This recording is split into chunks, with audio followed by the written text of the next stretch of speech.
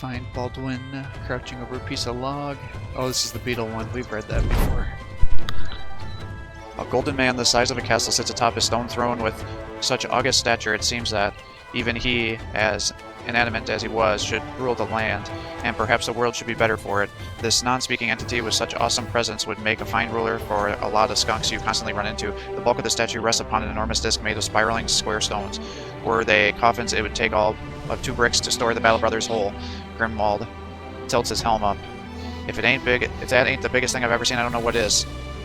Askir smirks and makes a reach for the sellsword's crotch. I thought the woman's folk said that little worm was the biggest thing ever to be seen. The company laughs and you step forward and look up. You're not much for kneeling, but you feel the urge here. The statue staring out at the world with firm authority, and its hands are out at its side, one upon a sword staked into the earth, and the other supinated as though it were to weigh justice herself. You nod at the golden sheen present before you.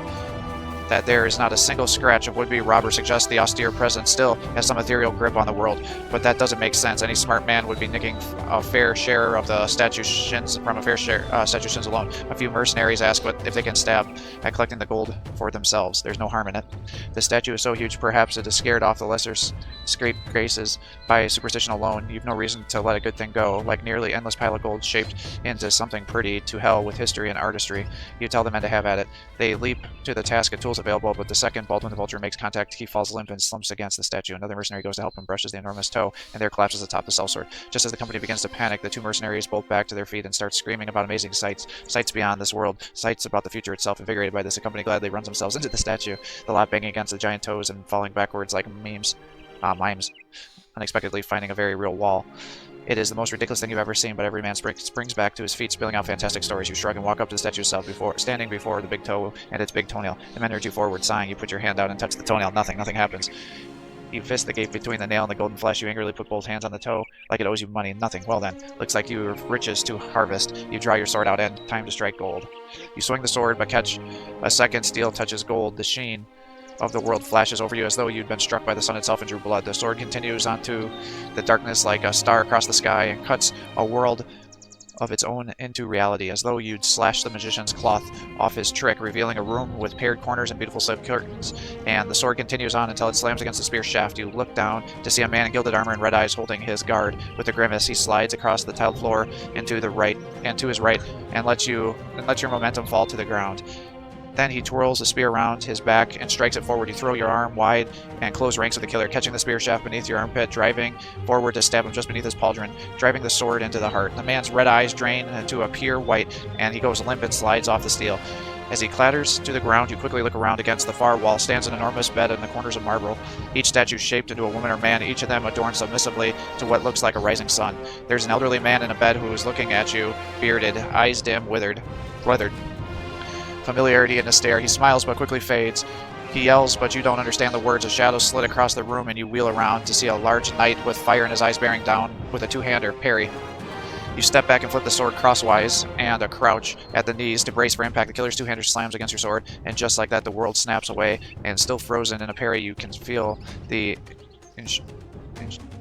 issuance of time and space fly by your sides like a plow wind.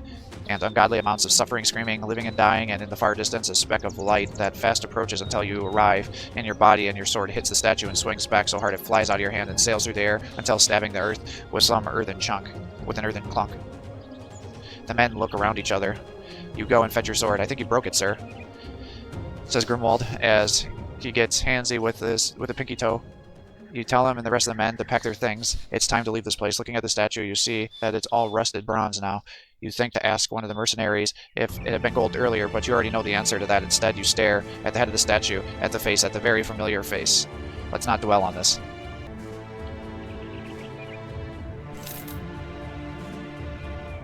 Well, that was a thing. Actually, thinking back on what we just read there, it said that the hands are supinated, but that's palm up. Guess let's just keep exploring this stuff. But the picture showed it Clearing out the fog. So that's pronated. Now let's come back and do this.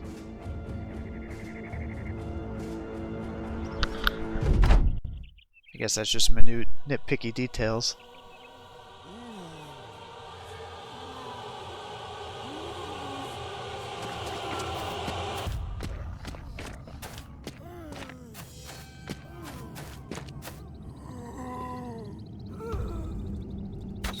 more zombies to chop through here.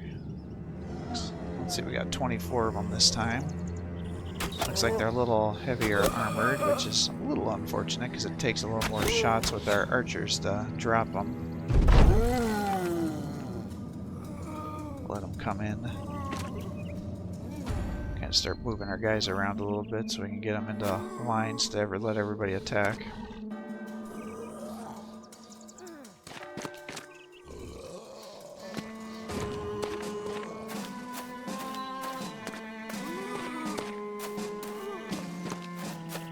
Ah, I got the monkeys mixed in with these guys.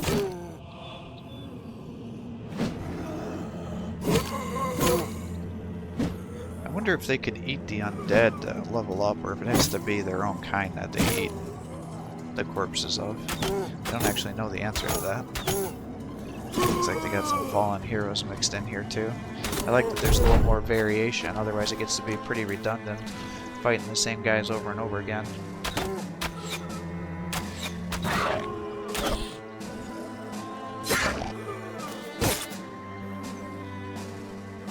Maybe I shouldn't wait to find out if the corpses count from the zombies. So maybe I should just be focusing down the monkeys.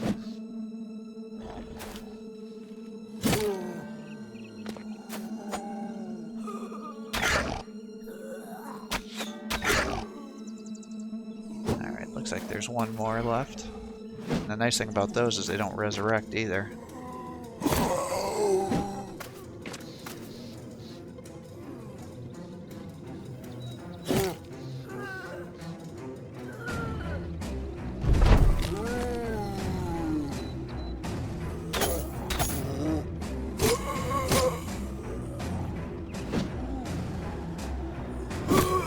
Well, at least there's no Geist. Makes it way easier.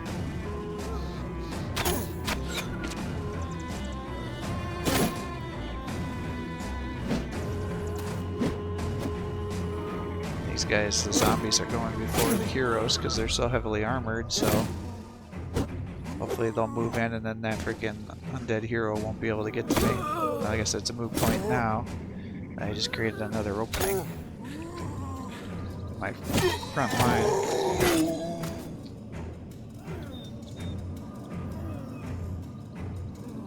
Throw the dog down to try to get some kills.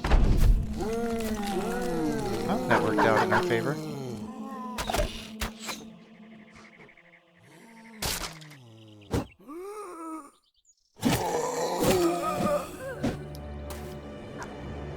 It's always a trade-off about whether you destroy the shield or not, because it makes it so they can't block, and it lowers their melee and range defense, but the trade-off is they then get the double hander or whatever it's called, which gives them a 25% damage boost.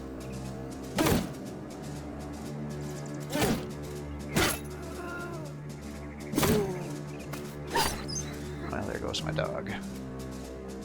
Guess if they can't get to me, they'll go after him.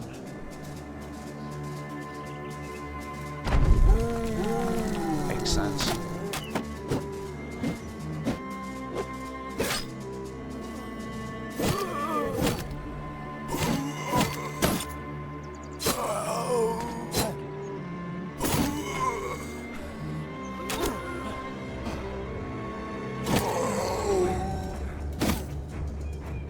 Yeah, I know what most of the armors and things look like, but I definitely don't have them all memorized, so I do feel like I'm destroying things that I probably should be saving for upgrades.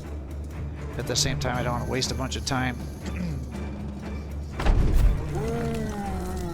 shrouding these guys, knifing them down if it's not going to be worth my time.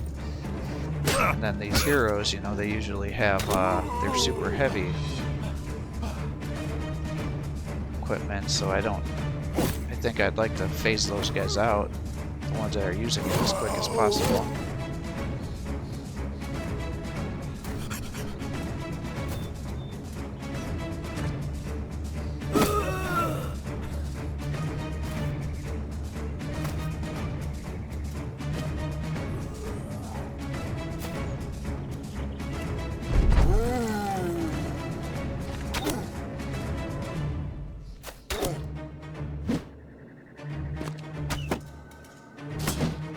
stacking up that overwhelm, so we should be able to get the kills. There we go.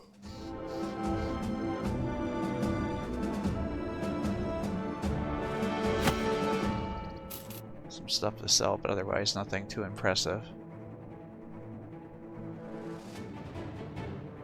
I got 156.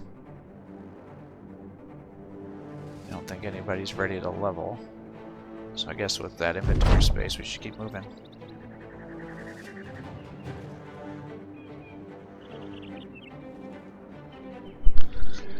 Alright, we should go to, for our next objective here, I think just getting to 10,000 crowns should be pretty easy. We should a battle or two go against us and we find ourselves out of pocket and short of equipment. The company will therefore build reserves of 10,000 crowns. Got some brigands up here. I'm actually a little surprised that we haven't found more guys up here. And they're all low-tier brigands, so they've got, like, no equipment. I don't even think most of them are armored. Looks like they're wearing freaking shirts. Well, I guess it can be like one-hit, one-kill situations here.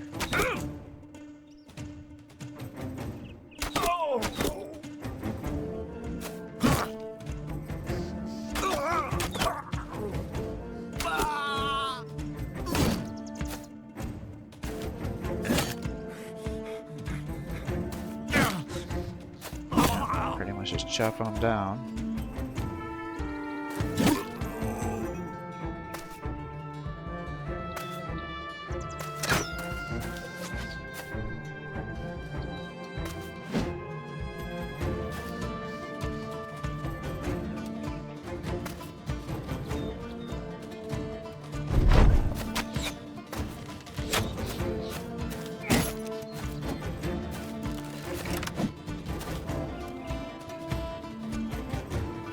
Just keep picking off as many as we can. Try to take out the archers if I can. It's been a long time since I've seen slingers actually come after me. I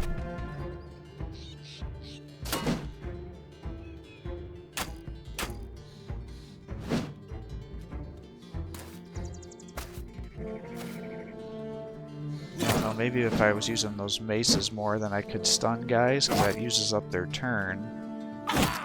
I assume there's going to be units that are resistant to stun, but I don't know how to know who those are. Or maybe you can only... No, I was going to say maybe they could only stun them if you got through their helmet, but we've been stunned before even when we have a full helm on.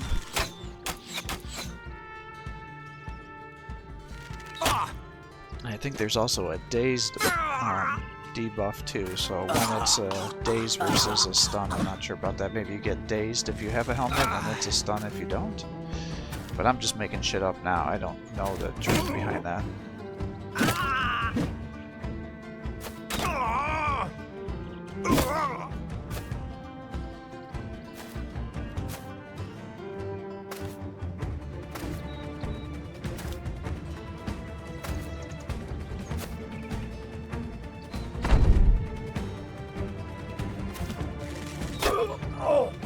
Alright, we pretty much got this wrapped up.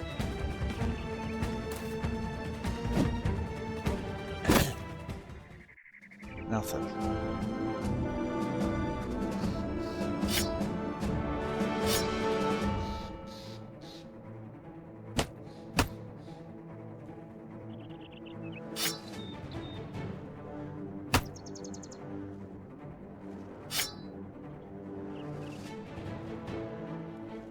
Yeah, a whole bunch of crap.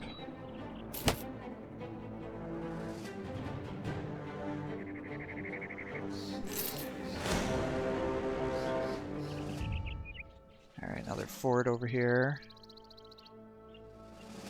So the question is, do I fight this or do I come back? I feel like since we got so much crap, we should try to get higher tier gear and then we'll come back down to the city to sell.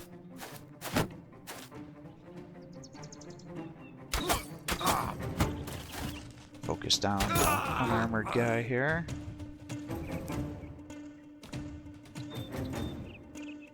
Start moving you guys out.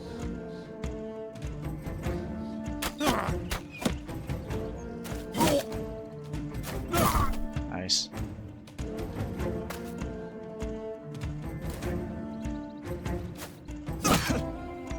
Ugh, moved him in the wrong spot there. Wasted an attack. Get you on elevated terrain if they keep moving for you. Fortunately, because I'll move through, I won't have enough to attack.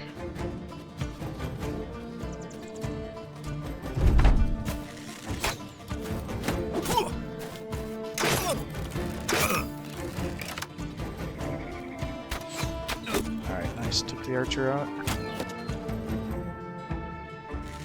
Just do some aim shots, which are working.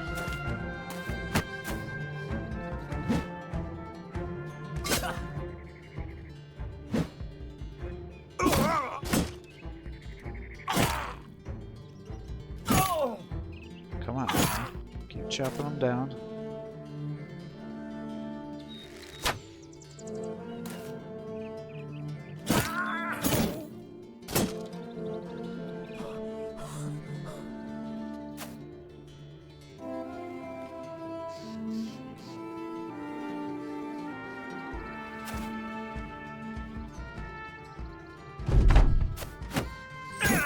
His hero's coming to fight me. Looks like he's got a possible noble sword there, but I can't quite tell.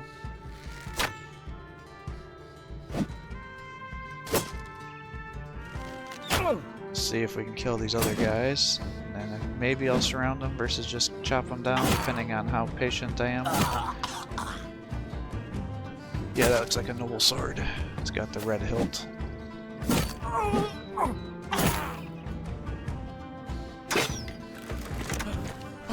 See, now we're starting to run.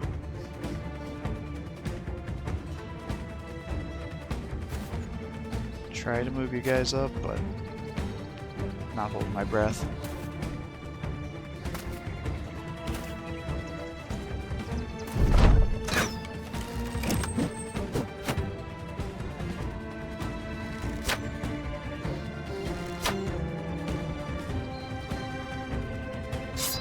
Start surrounding him, I guess. I gotta get that guy out of there because he's gonna put himself at major risk here. Alright, he's down.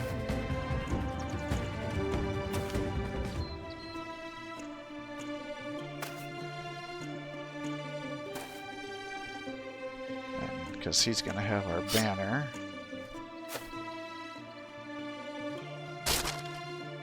Destroy his... Oh, I can't swap weapons and use his ability. Given that he looks like he's about to run, I probably should be a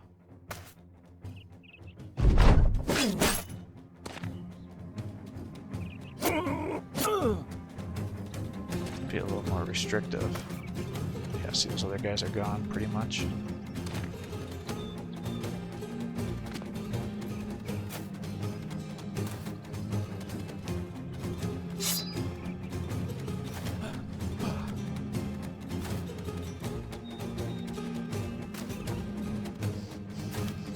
Get our surround going.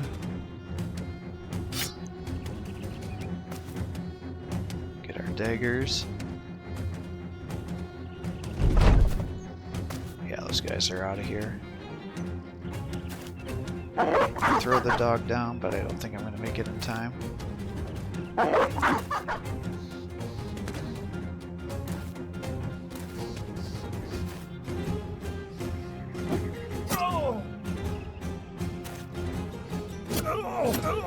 Alright, one or two more hits, and then this guy should be down. He's down. Good. See if we'll get any upgrades there. Really, I think it's the Hedge Knights that you get the most bang for your buck, but they're also the most dangerous.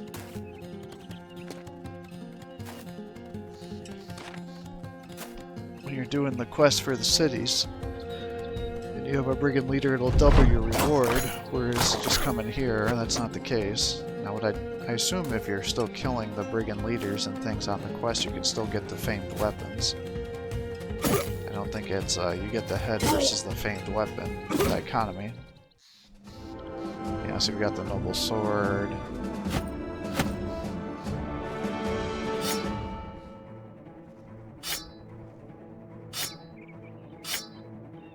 Got some medium and high tier equipment here.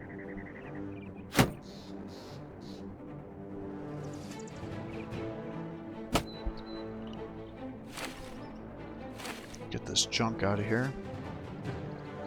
It's not going to sell for very much.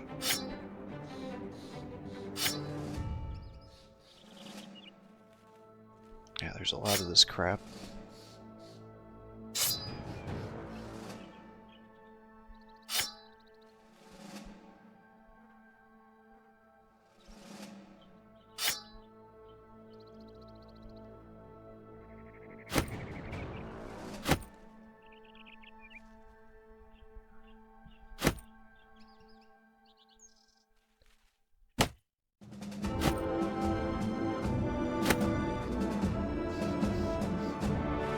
Just seems like there's so much time spent moving inventory stuff around here. Just makes the things kind of drag on.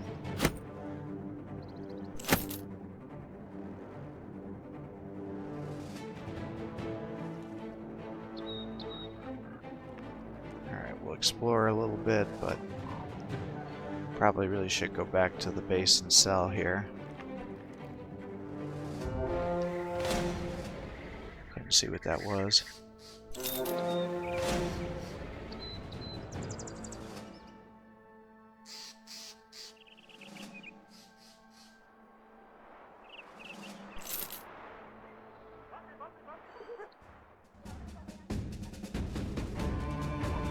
Alright, let's sell some of this crap.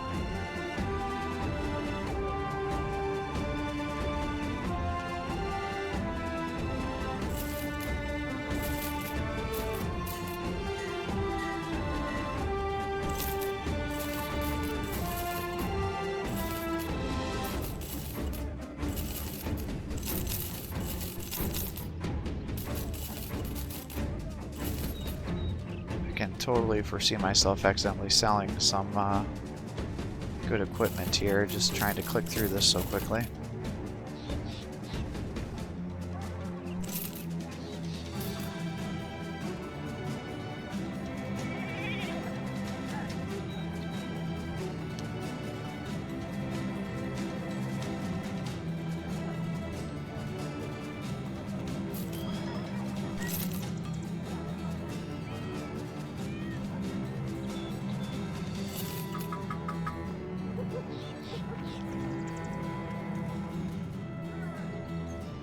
I could buy this flail, but that would spend all my money.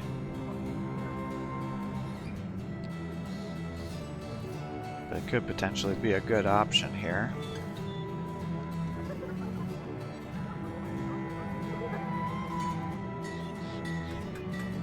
Is there anything else really to sell?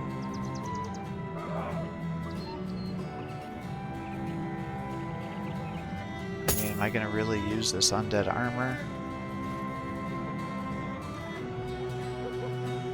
I mean, the helms are good, but they weigh too freaking much. I mean, they're almost like a whole piece of armor themselves. Or, whole piece of mail themselves.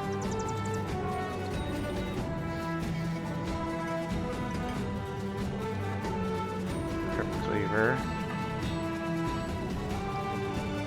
I feel like I should hold on to a bow.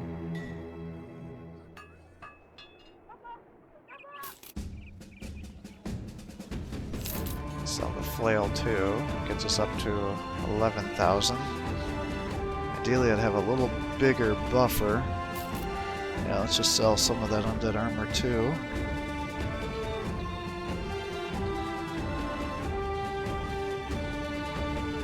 So the fighting spear is actually an improvement from the boar spear, so we should sell that.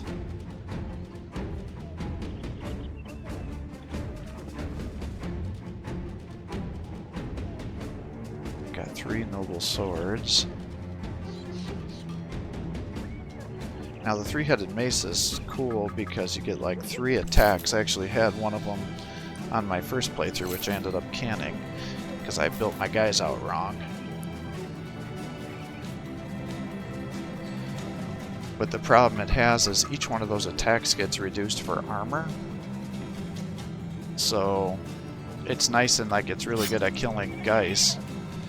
Because you have 3 attacks every time for every one of your attacks, and you get 2 of them. So that's 6 separate attacks that you get like a 30% roll. So you're almost guaranteed to kill the Geist when you have that. But the downside is if there's armor, like I was saying, then you're going to do minimal damage. And then you're always attacking that. Well, you're not always attacking the head, but you have a pretty good chance to hit the head when you use that flail too. So you're always, again, I shouldn't say always, but you're doing a lot of damage divided either into the helm, and then if you're not getting those attacks, then you're ending up hitting the body. Now we can repair some of this stuff. I'm not sure it really makes... I'm still not sure when it makes sense to repair things to sell or not. I'm finding I'm having issues where I'm not having enough for my repair kits and things like that I want to do that regular with my supplies, because I can only do 150. Now I'm down to 700 for resources.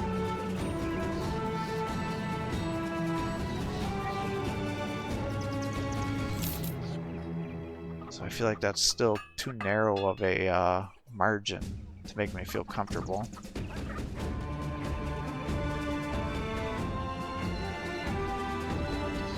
But I'll just have to live with it, I think.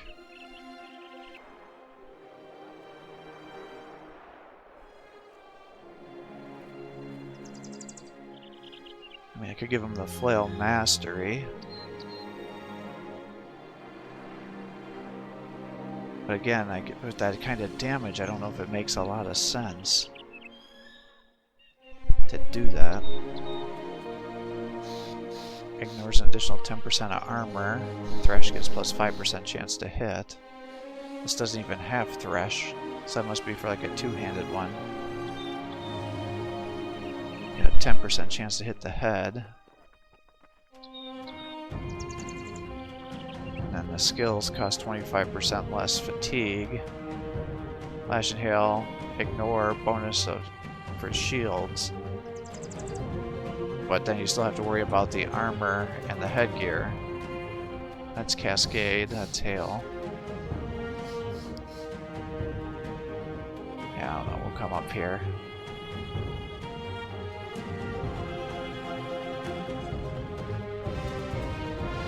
Wait till day.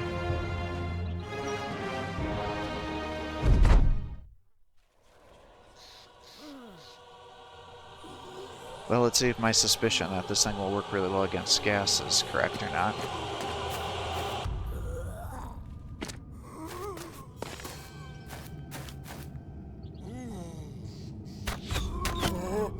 There's 18 of them. There's either going to be a necromancer hiding back here. No, we already saw what they were. Yeah, I was going to say. I've already seen, they told us before we did the match what we were going to be fighting here.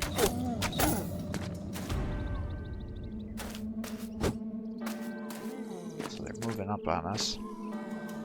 They're way in the back. See, the thing I'm not sure about here is now the guests are coming in at the bottom of the screen. And now my flail is at the top. Worse yet, now because he doesn't have that two-handed weapon.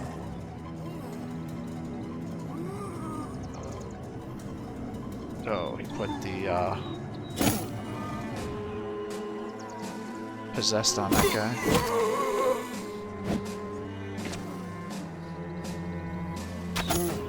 I guess we try to shoot that guy down.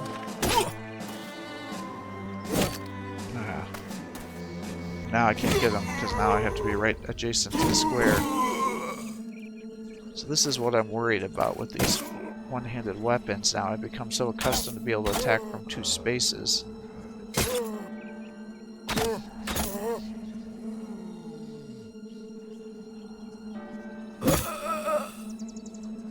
Now let's move you up. Yeah, see, it's suffering getting through all that armor here.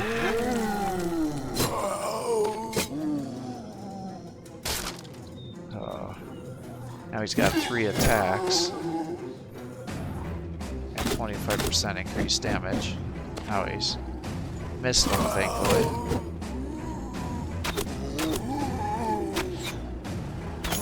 Alright, good, you're clearing the way.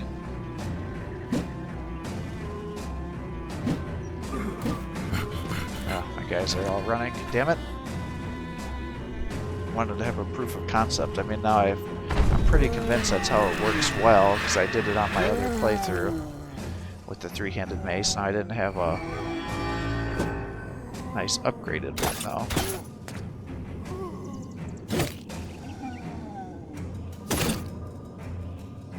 But using that rally ability should help us.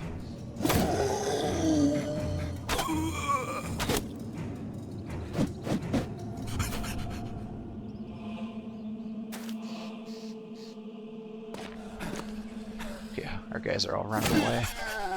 Because I spent so many turns killing these guys here. Yeah, now they're freaking out the guys again.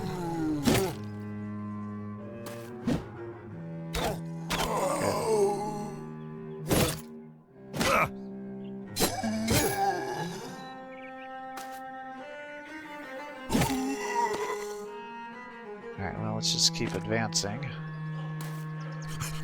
Looks like he's got two regular zombies back here.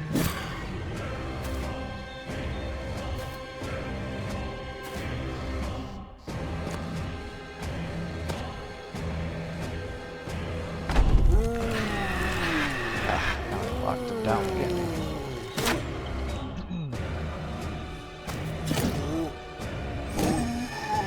Alright, there we go. Yep. Nice. So that definitely makes Geist a non-issue, assuming you can get him into combat.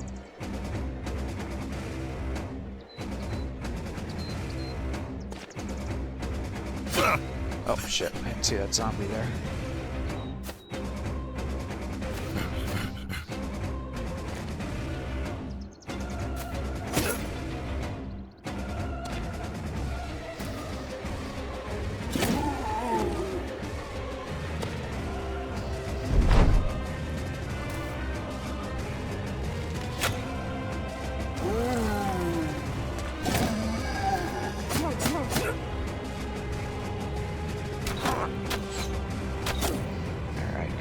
Take him out. There you go. I just don't want to have to keep worrying about him spawning guys behind me, especially if he's chasing down the guys that are already freaking out. Because they could do something stupid and get themselves killed.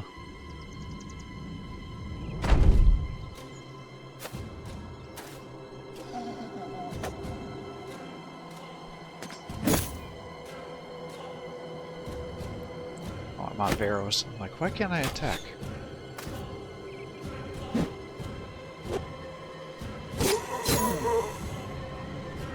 See, it's times like this where it's like, maybe it would be nice to have one-handed weapon, so when I'm moving in on these guys, I'm not, yeah, see, look at that damage, it's just not there.